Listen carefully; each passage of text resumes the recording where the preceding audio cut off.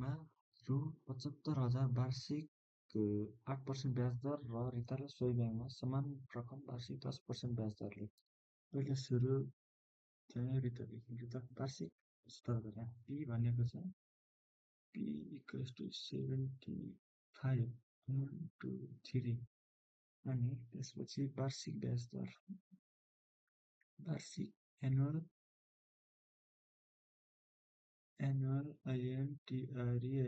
Interest rate ल interest rate R equals to 8% अनि अर्को भनेको गीता यो इन्ट्रेस्ट रेट अनि त्यसपछि चाहिँ यसले भनेको ब्याज दर गीताले अर्ध वार्षिक चक्री ब्याज हामी चाहिँ एससिआई इक्वल्स टु वाट यो चाहिँ रिताको लागि फर रिता गीता फर गीता अनि फेरि एनुअल अर्को भनेको चाहिँ ANL for Rita means annual interest rate ANNUAL annual interest rate are equals to 10% अनि यसले चाहिँ वार्षिक भनेको चाहिँ सिआई प्राप्त गर्छ पिआई इक्वल्स टु वाट। अब पहिले सुरु क्वेसन लेखेको छ अर्धवार्षिक चक्रीय ब्याज निकाल्ने सूत्र लेख्नुहोस्। The formula of finding semi annual compound formula for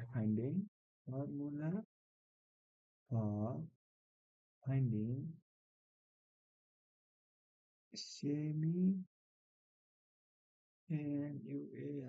annual CI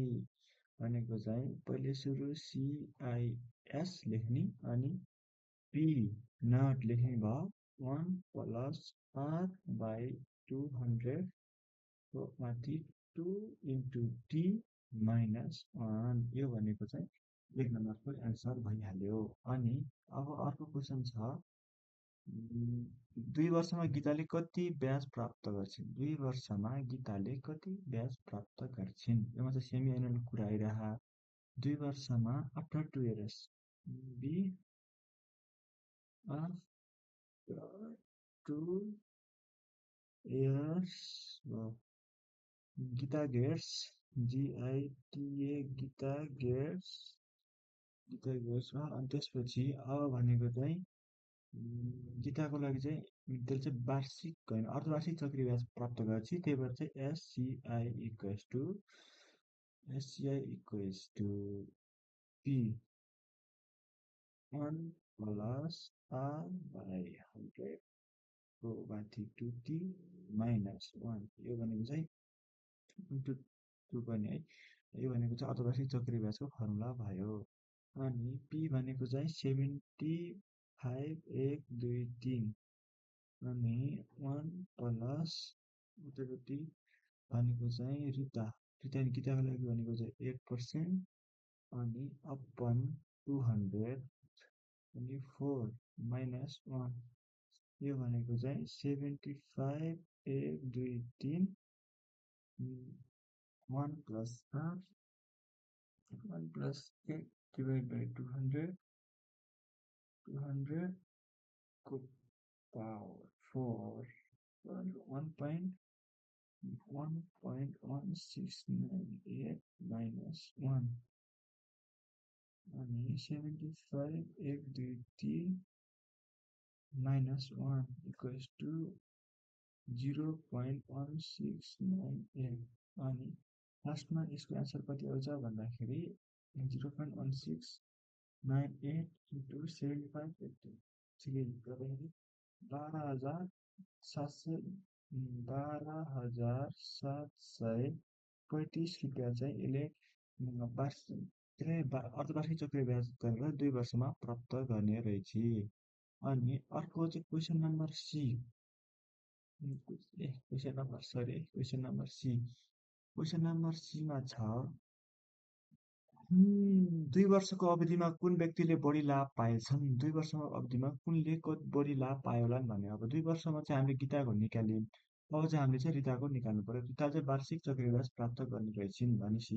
ल अब चाहिँ compound interest compound interest appears for Rita after 2 by EARS अनि CI equals to 75 1 2 3 अनि 1 प्लस 1 प्लस यो R भनेको चाहिँ 10 छ अनि 100 अनि माथि चाहिँ D2 लेखौँ 2 वर्षको लागि माइनस गर्ने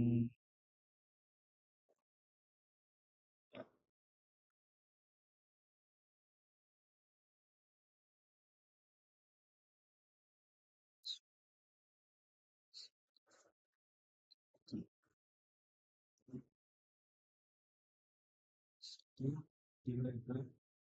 100 square equals to 1.21 1.21 minus 1 minus 100 divided by 100 equals to 1 minus 1 equals to 75 18 minus 1.21 minus 1 equals to 0.21 अनि 0.21 गर्दाखेरि इन्टु 75 1 2 3 15,750 चाहिँ यो चाहिँ रिताले 2 वर्षमा प्राप्त गरेको चक्रिय ब्याज भएन। अब चाहिँ कसलाई चाहिँ फाइदा भयो भन्दाखेरि गीता गेट्स रिता रिता नि यो भने यहाँ चाहिँ 15,500 यसले चाहिँ 12,500 भनेपछि Rita gets 15,750 minus 12,735 equals to minus 12,735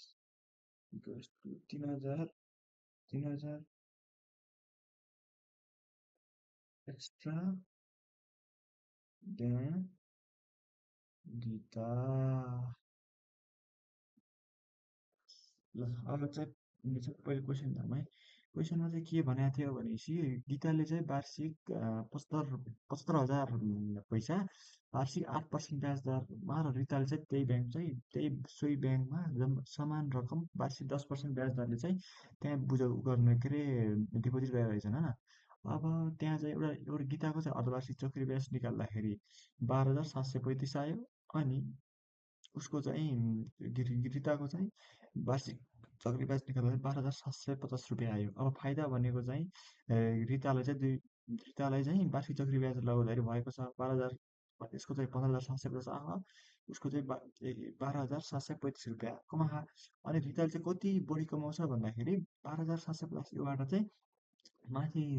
गीताले पाएको पैसा घटाउँदाखेरि 3,015 रुपियाँ चाहिँ त्यसलाई चाहिँ एक्स्ट्रा ब्याज प्राप्त गर्दो रहेछन्।